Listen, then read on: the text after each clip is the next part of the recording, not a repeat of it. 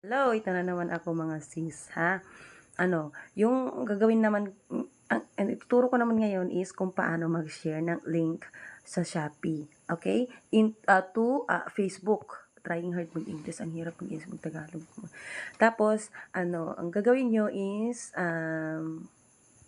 kung ikaw ay naka-download na or naka-registered na sa Shopee affiliate program, so ikaw ay pwede ka nang mag-share ng kanilang link to earn money.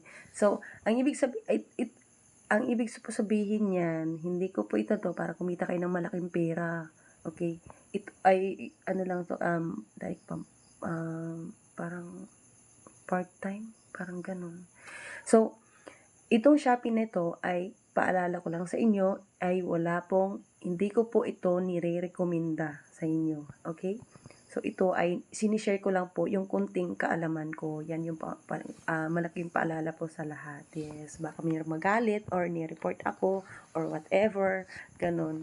Or baka ma-violation ako or whatever. Okay lang. Basta na-share ko yung kunting kaalaman ko. So, yung mahilig mag-order, ito na yung pagkakataon nyo, ha? So, mag-order kayo, like for example, kasi affiliate ka na, so yung order mo is, mayroon ka pang commission para sa'yo. Yung commission na yun ay hindi napunta sa iba, kundi napunta sa'yo.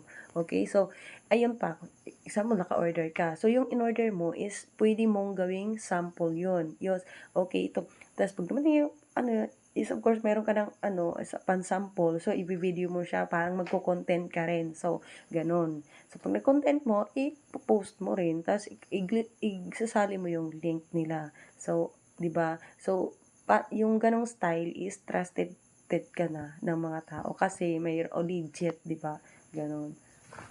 Ganon kasimple. So, minsan, kumikita din minsan, lalo na pag mayroon kang, tawag dyan, pag mayroon kang sample, yes.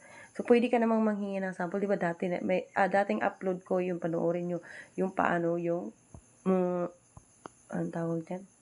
Paano mag-request ng free samples. Yung free samples na yun ay walang bayad po yan. So, binibigay nila yun. Yes. Meron ding binibigyan isang product lang. So, meron ding galanti na sealer. So, yun yung binibigay lahat ng product nila. So, astig. Kaya lang, kailangan mag-focus magbinta. Pag mag-affiliate ka, tapos binigyan ka ng samples, kailangan mo nakafocus ka. Dapat nakaano kasi magagalit sa'yo yun. Ay, sarap.